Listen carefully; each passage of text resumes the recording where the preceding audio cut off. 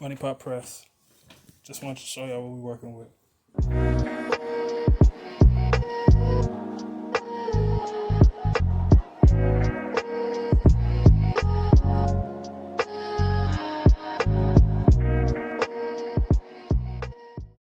So today I want to talk about the Fixer.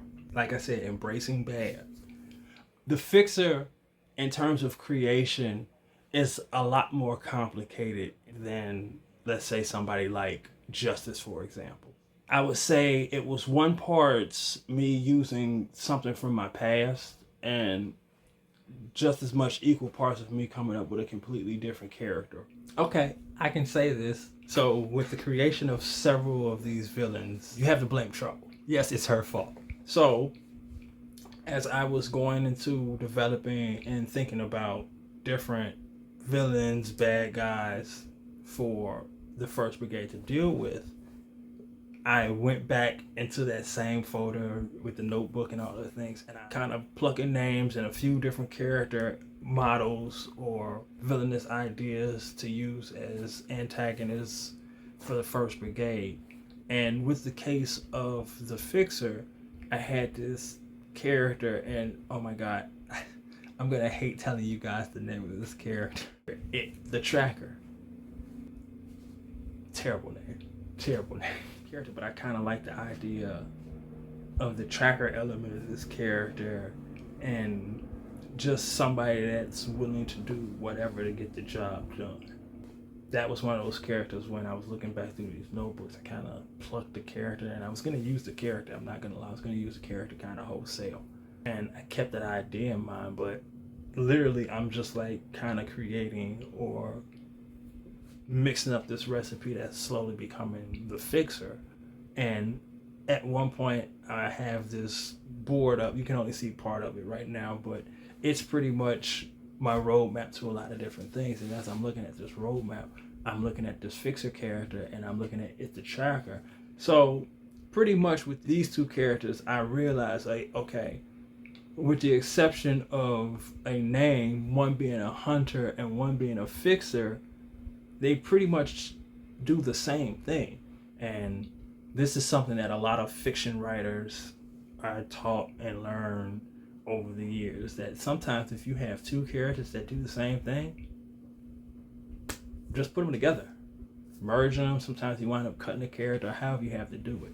And the Fixer was a much more compelling and complex character than the Tracker character that I had devised years ago.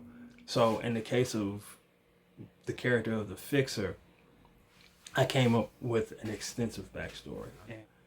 However, I'm not going to reveal a lot of things just straight off the jump.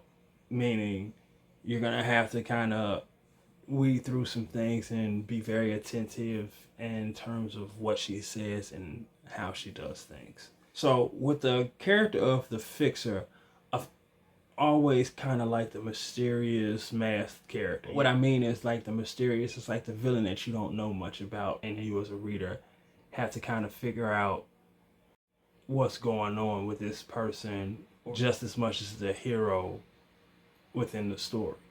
So it's always a fun dynamic kind of playing with that idea of a character that you don't know much about and slowly feeding information to the character, to the reader, in order to understand who this villain is. So there's a surname that I would love to put out there with the character of the Fixer right now, but it goes into the mystery of who this character is. I will say that there's a nod to who she is based on the color of her costume.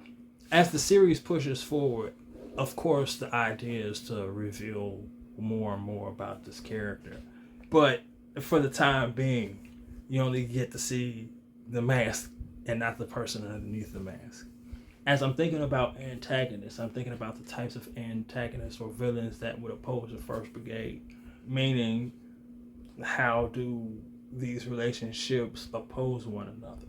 And so with that in mind, when thinking about a lot of the villains' power sets, I was thinking specifically, okay, how do a particular villain's powers oppose either a particular team member or whether it's several members of the team, you know, how does that relationship work?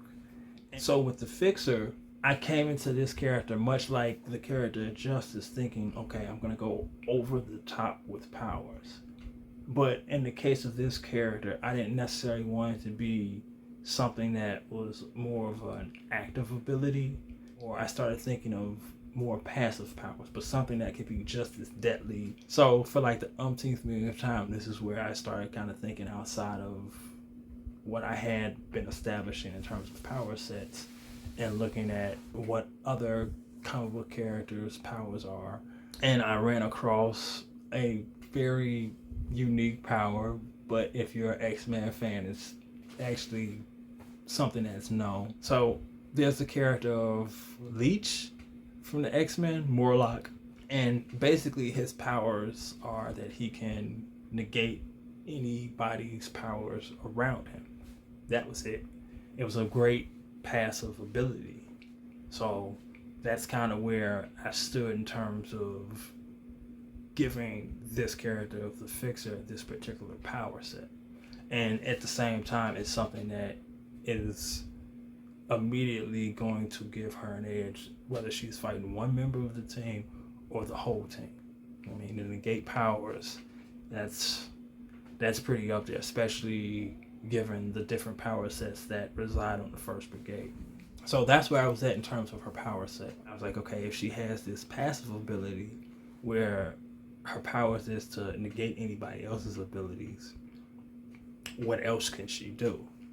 And that's where I really started to kind of look at who I felt was a mirror reflection of her on the team, being Susan Serenity.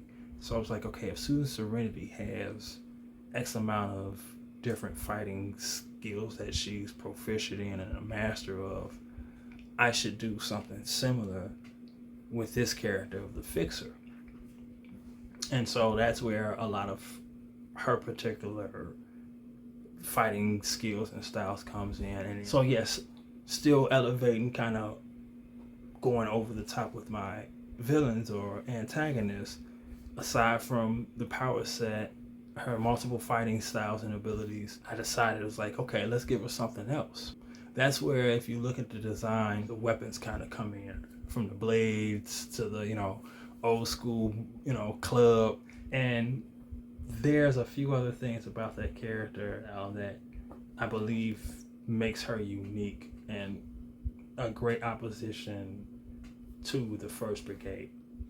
The Fixer, like the name suggests, is somebody that comes in at the end of the day and gets things done, just not necessarily above board. Yeah, she is definitely a lawbreaker.